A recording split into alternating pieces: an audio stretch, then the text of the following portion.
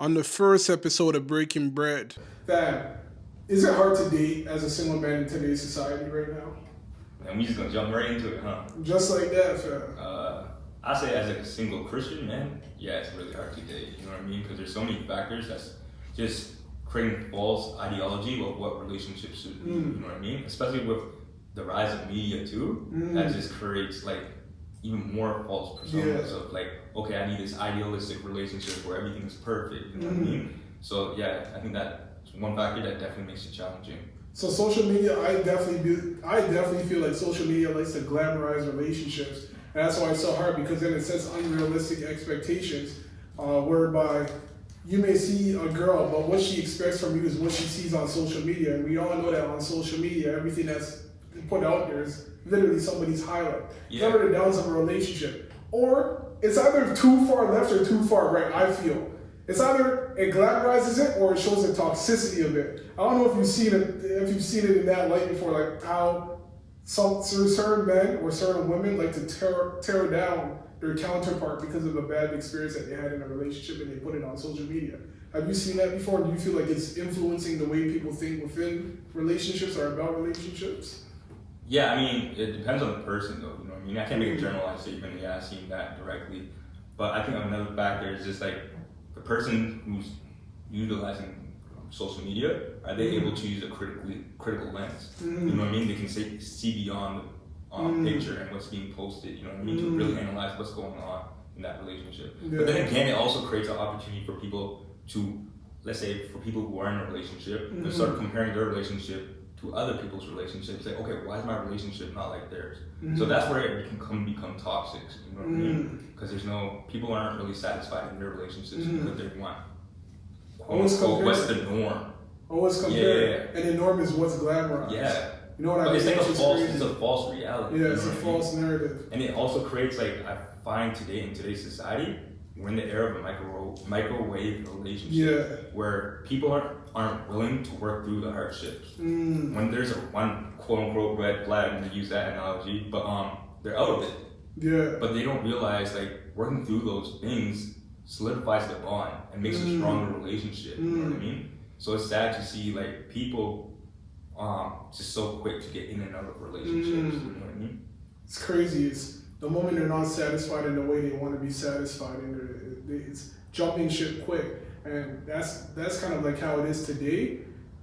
I feel like a lot of people don't really work for longevity. They don't really work to build foundations and to build a bond that will last forever. It's more so like they want instant gratification, and when they're not getting gratified in that sense, they move on. So it's like a plastic bag blowing in the wind. Wherever the wind blows that plastic bag, whatever they're going through blows them there. It's a different direction, which is crazy. Yeah, you know what's another thing about that is like people are so quick to move on. They're not taking the time to sit with their emotions and heal from it. So they're getting out of these toxic relationships, jumping into another one, but not healing and self-reflecting or growing from that relationship. You know what I mean? So there's this continuous cycle of staying in toxic relationships or finding partners who, they don't mesh well. 100%. It's crazy because oftentimes, like, I was talking to somebody and they'd been with that person for a minute and they broke up with that person, and then within like a couple of weeks they were in a new relationship. So I feel like in that situation, that person kind of doesn't know how it feels to be single. They can't live being single. Their identity is in relationship, which is pretty crazy. You know what I mean?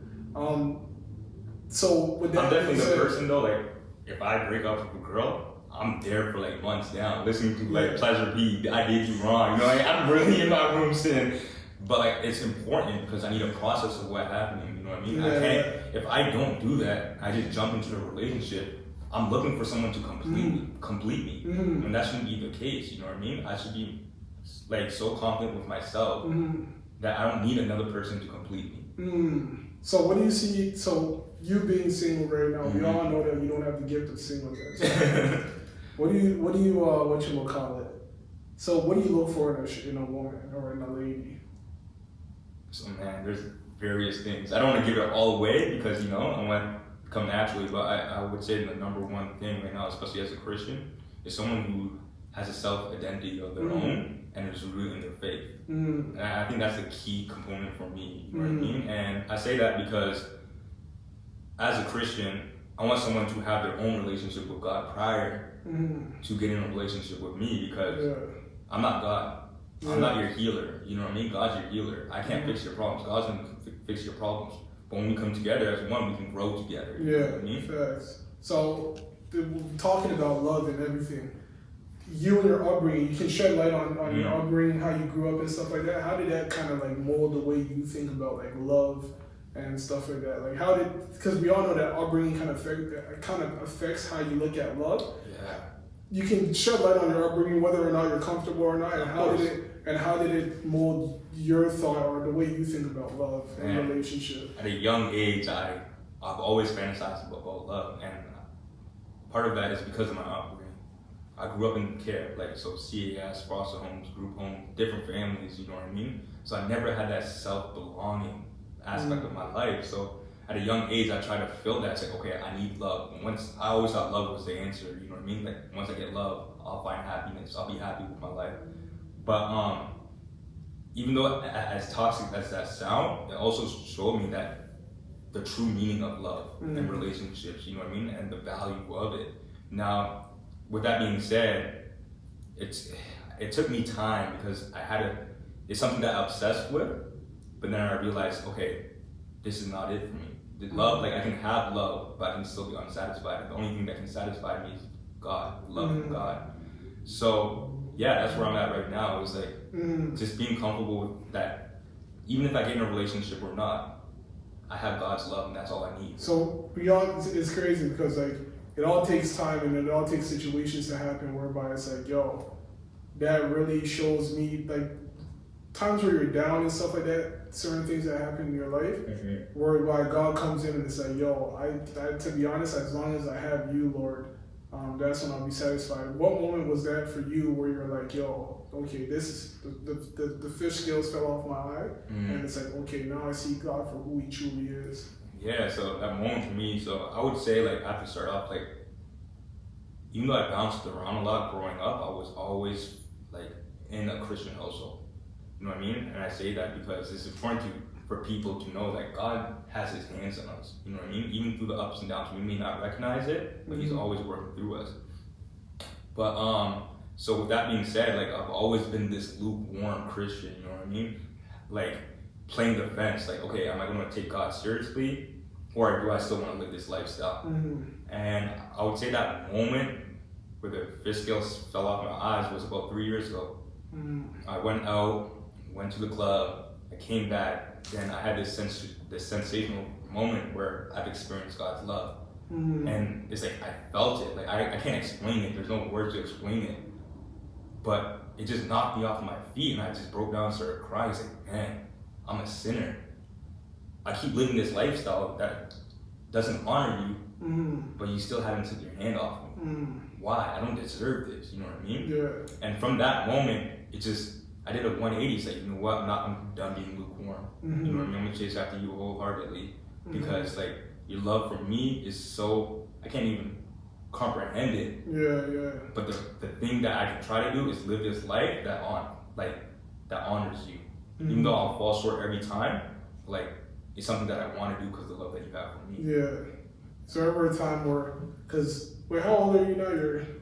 I'm 27. I had to think about that. You're 27. So I talk to so many different people that are getting up into their upper 20s and stuff like that, and it comes a time where it's like, yo, damn, you're 30. You know, I haven't even found somebody. All my peers are getting married and stuff like that. You ever look at that as discouraging? I'm not gonna lie. There's moments where I was like, damn, like I said, like growing up, I've always wanted to be in a relationship, but there's moments like, yo, I really want a relationship. I really want to get my life. I want to be a father. You know what I mean? But then I have to remind myself, like, am I putting something above God? You know what I mean? Like I said before, it's like I should be completely satisfied with the love that God has for me. So even though there's those moments where I am discouraged seeing all my friends getting married in relationships, I remind myself that the plan that God has for me is different. You know what I mean?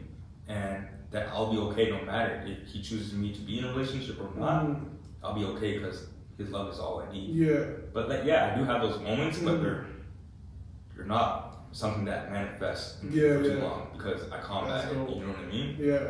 Yo, there's so many things going on right now. Like, yo, the whole Kevin Samuels thing whereby he talks about like a high value woman or a high value man and stuff like that. Are you familiar with some of Kevin Samuels' content? Yeah, my friend put me on to it. I haven't dived deep into it, but from what you've seen, you think it's beneficial for a relationship? Does it really open up people's eyes to say that, yo, I need to do better for myself? Or do you think it creates more of like a toxicity between the genders and like men and women butting heads and stuff like that? No, I think it's healthy.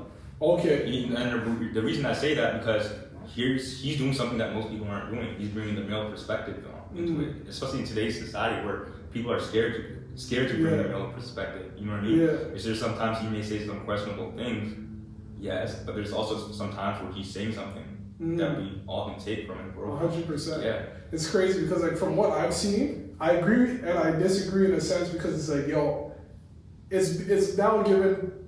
Sorry, excuse my Francais, but it's giving bum ass people, niggas, in other words, platforms whereby these guys think that they can look down on women because now you have a man like Kevin Samuels speaking on their behalf and stuff like that. So now you have every man saying, yeah, you get it, and you tell him this, you tell him that. But it's like, fam, what are you saying? You know what I mean? They're using it as a tool to manipulate girls. To manipulate women. And take the ownership of what a man should be. Yeah. Right? We have a certain criteria as a man, what we're supposed to be. What should a man be? Man, you're going to get me in trouble right now. What do you think a man, like, So, as a Christian, a man's supposed to be a leader. And when I say that, we get like backlash. I'm sure you guys know as a Christian, like, oh, that's rooted in patriarchy.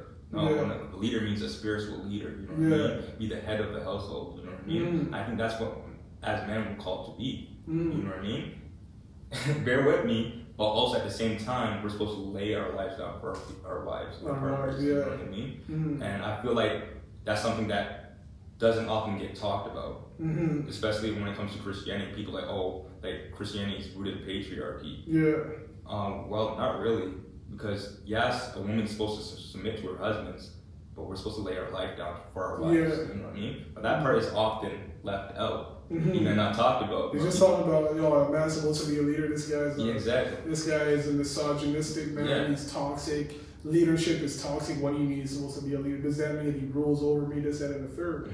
But yo, one time a man told me something that was crazy. He said that, yo, you're supposed to love your partner in such a way that they don't even mind submitting to you, fam.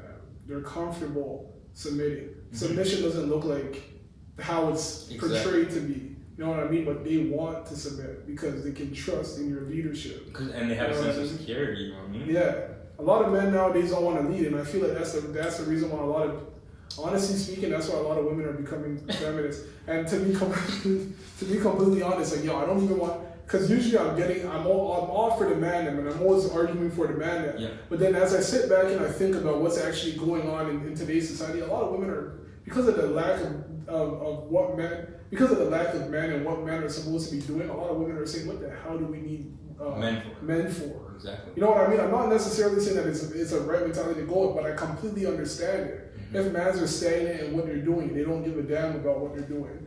How can you expect a woman to really trust in what you're doing? And that's exactly why I'm like, yo, at first I'm like, yo, it's crazy how many women are now starting to become feminists. But now I can see why they're becoming feminists, because there's a lot of men that are not stepping up.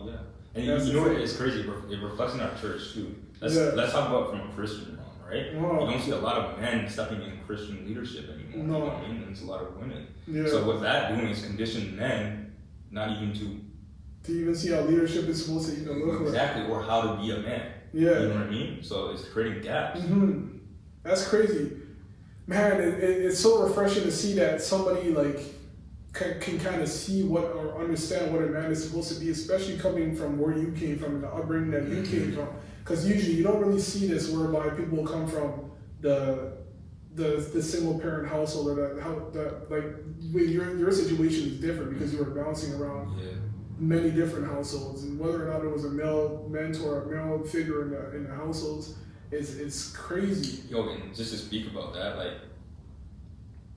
even those households that I was living in, it was more of the female presence that was guiding me. You know what I mean? Because it's like more the female women who are into the social services sector. You know what I mean? So a lot of the foster homes I was living in, it was motivated from the women. Yeah. And the men there, even though I wanted that direction and leadership from them, there was a disconnect. Yeah. Because they didn't really want random kids living in their house. Yeah. That's crazy. So fam, like, so growing up in like different households and stuff like that, for me personally, I'd kind of be angry at the world. If I grew up in that situation whereby it's like, yo, I'm looking for a sense of belonging, and it's like, yo, my situation is always changing in terms of households and stuff like that. I'd be low-key angry at the world, like, God, why would you put me in this situation and stuff like that? But how do you feel about that? Like, how has that really shaped you in terms of the way, or like, as you were growing up, I should say, because now you're a believer, were you ever angry at the world, like, yo, God, why did you put me in a situation where I can't just be loved by the ones that, you know, that I'm actually supposed to be with? Or, like, what was your viewpoint on that? So there's definitely moments I was indirectly angry at the world, and I'll do stuff like lash out, do commit petty crimes and whatnot. But it was short-lived because I'm not always the type of person who always critically analyzes and looks at the bigger picture. So even though people say, oh, you have the right to be angry, in my eyes, like, no, like, I'm optimistic, so I was like, I've always sensed God's hand on me, you know what I mean? Yeah. So there would be little things where show me like, oh, God's still by my side. So that would combat the anger that I have or the resentment that I have for the world. So I would say I'm blessed in that situation where I wasn't really angry at the world, you know what I mean? But there was definitely times where I felt like there's a void missing, you know what I mean? And this was because I wasn't fully walking in my faith, you know what I mean? And I was trying to fill that void with physical love, you know what I mean? Physical relationships here on earth. And not love from God. When you say physical, do you mean like just relational? Relationships. Relationships. Yeah. I hear you still. That's crazy, fam. It's crazy to see that you were able to like literally go through what you went through, and for that to not get the best of you. Because according to when you look at the statistics, a lot of people that grew up the way you grew up end up going the other way. Yeah. Crime. Yeah. And stuff like that. Or mental health issues. Mental health. Yeah. I even wanted to touch on that a little bit as well too. Have you ever gone through something whereby you're like, yo, I want to tap out, but you kept going through? Yeah. Multiple times. You know what I mean? There was times I was like rock bottom and I was ready to just give it up. Because I didn't really have anyone there to support me or give me that reassurance or encouragement. You know what I mean? But there was always a God intervention that happened. Yeah. You know what I mean? That prevented me. I remember one time, like, there was a time I was ready to tap out, and I didn't tell no one. I went back to my foster home, had a plan and everything, and I hear a doorbell ring. Then my foster mom got me and said, "Oh, your teacher's here." And this is a teacher I really gravitated towards, and she said, "Richard, like, I don't know what's going on, but like, I felt compelled to come see you."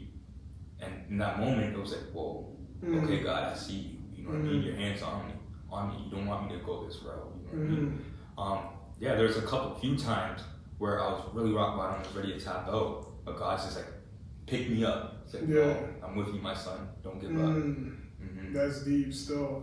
Yo, I see that you're doing a lot of stuff for even the community today, which is also different. I see you brought something. Yeah, you know what I'm saying? We'll put it in the camera, you know what I'm saying? This is my report. Yo, so explain your report. I know you presented for the UN and stuff like that. Yo, so how was that? Man, it was intense. It was intense because I hate presenting, but it was amazing because it gave me an opportunity to share young people's experiences to create systemic change. You know what I mean? If you asked me 10 years ago if I would be in this position, if you told me I'll be in this position, I wouldn't believe you. But yeah, it was an amazing experience, and it just gave me that boost of encouragement and confidence. Like, yo, like, I can do this. My life does have meaning. You know what I mean? And also showed me again, God's hands is on me. You know what I mean? When people ask me, like, yo, like, even what you said, like, most people like you, they go through your experiences and they don't make it up. They go this other route where they're involved in crime, mental health issues. For me, when people ask me, like, what was that thing that kept you going? I say, yo, honestly, it wasn't me. It's God working through me. Because God drives you. Yeah, I couldn't stand on my 2 feet and be here where I am today if it wasn't for God. So I always tell people it's not me, it's God working through me. Mm-hmm. You know what I mean? I have a random. Yeah, we were gonna say. No, what you were go gonna on. say. No, say what you were about to No, say. I was gonna talk about my non-for-profit. Explain that non-for-profit. Yeah. So I have a non-for-profit right now, and it's for Black youth who are involved in Ontario systems of care. So child welfare, mental health, youth justice, special needs, and we give them a platform where they can share their experiences and make recommendations for systemic change. That's deep still. Yo, Yeah. so yeah, this is it again right here. Hairstory.ca. The cover is even deep. Yes. I need to take some time out to actually go through the report as well too. I know you just sent that. I have the hard copy here. I'm off for the next week, so I'm definitely gonna be going through that. I have a funny question actually. Yeah. Yo, would you ever sacrifice physical attraction to be with somebody that's just mature? Yo, to be honest, younger me, I would have said yeah. No, younger me would have said no. Yeah. You know what I mean? So you would sacrifice physical attraction. So if you're not younger, you would have said yes or no to that. So sorry, I know it's kind of like that. So would you sacrifice physical attraction to be with somebody who's more mature, or would you be? Yo, so younger me would have said yes. Yeah. I would sacrifice it because that's me being idealistic.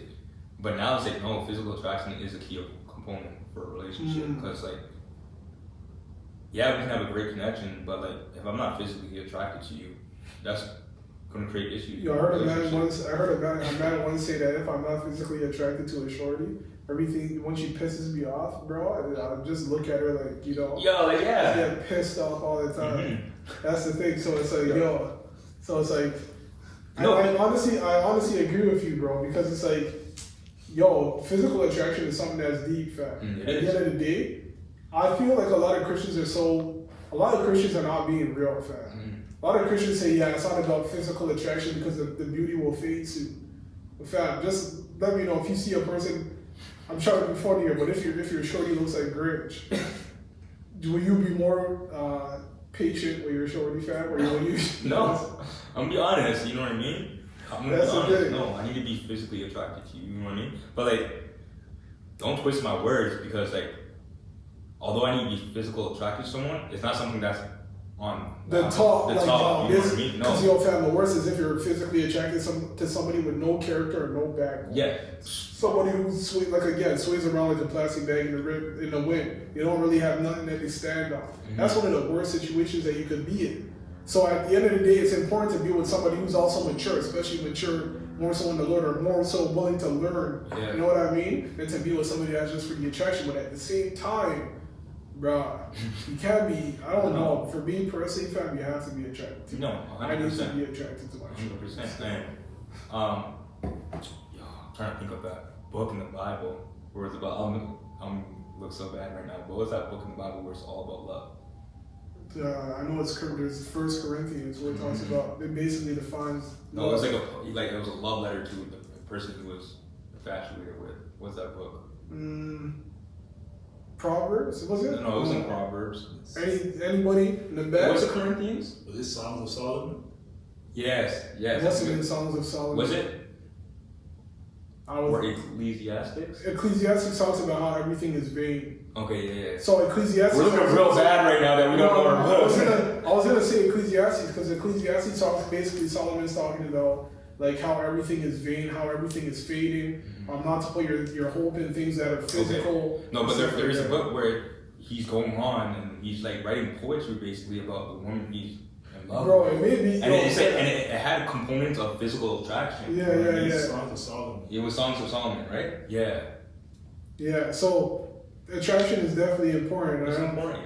Yeah. I don't feel like. And we should be cast out like. What one man may not look at as attractive, somebody else will look at as attractive. Exactly. There's always going to be that one person that finds that person attractive. Yeah, because like let's say I'm in a relationship with someone, foundation is strong, everything's like check, but there's missing that physical attraction piece. You know what I mean? How do you approach relationships like that? You're more loose. Yeah. You don't really there's care. Yeah. It's like a virgin. It's like one of the homies. You know what I mean?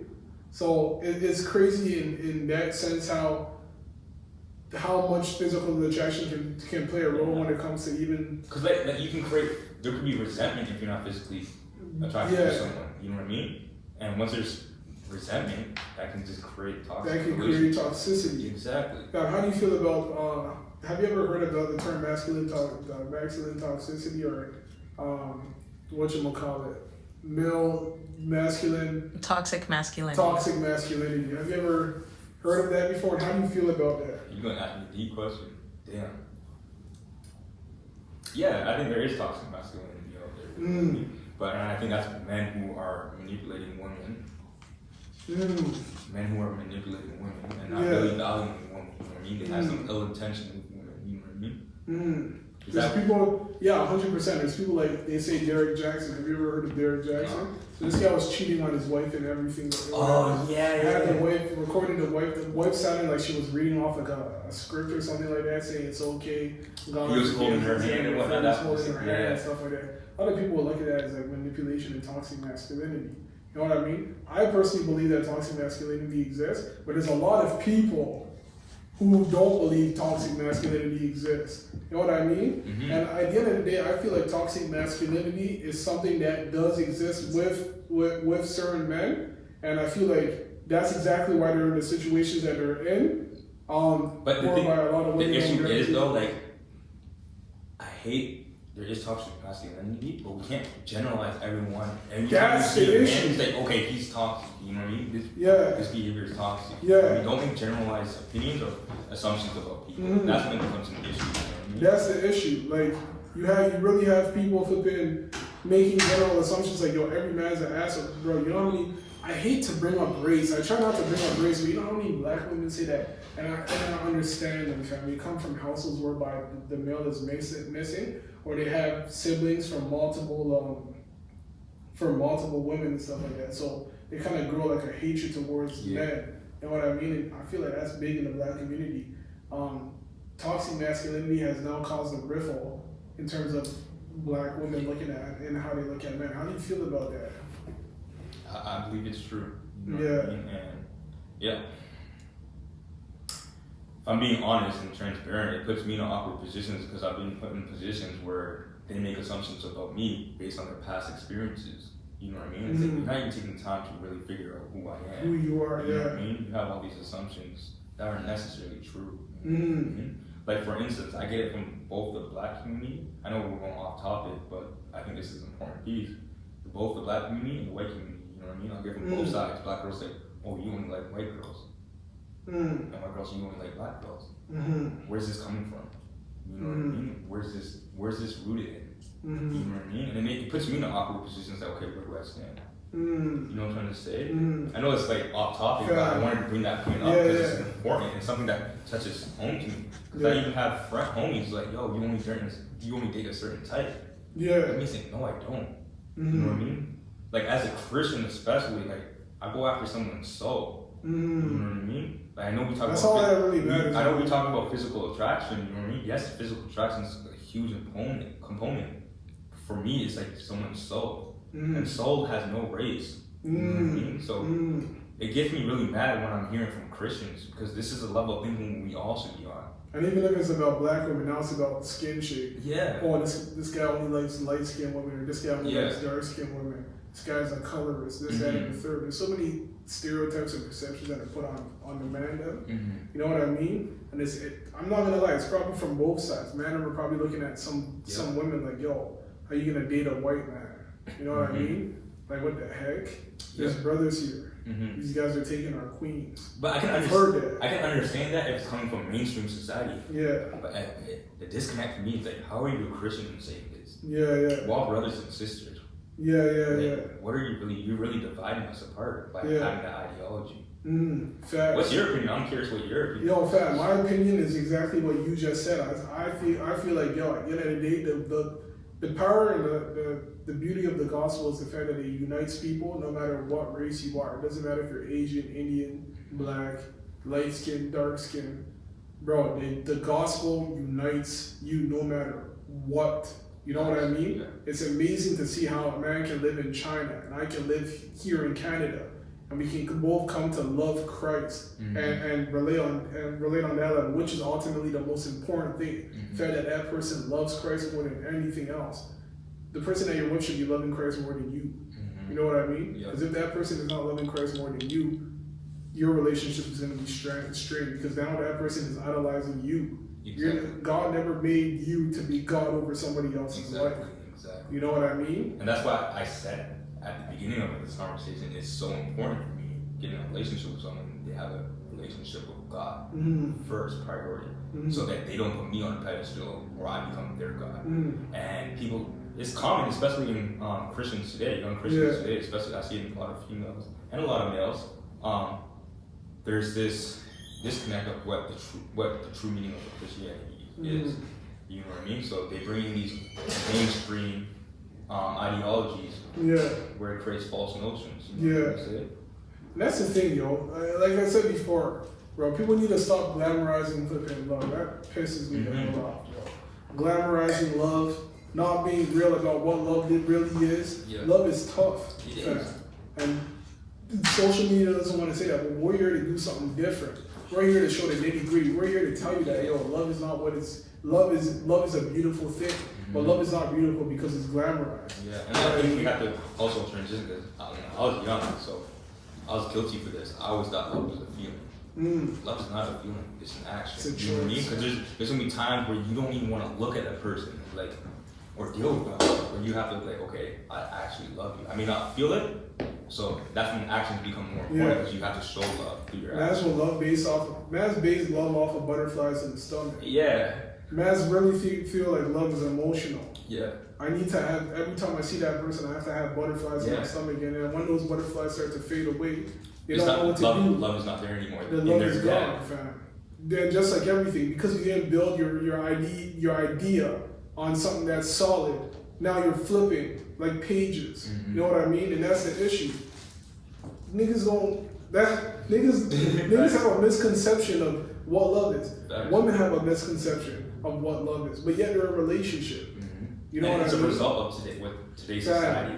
Yo. And like, if we want to get deeper, like, it's also a result of Christian. Like, when we take it back to the realms of Christianity, Christianity has now transitioned where it's incorporating mainstream ideologies and that sensational piece of Christianity. You know what I mean? Where the doctrine's not really talked about a lot. You know what I mean? So I feel like when that occurs, it creates all these false ideologies. You know what I'm trying to say?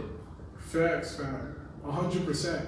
Bro, until things start to change, everybody's just not going to be happy with what love is. Relationships are going to continue to end.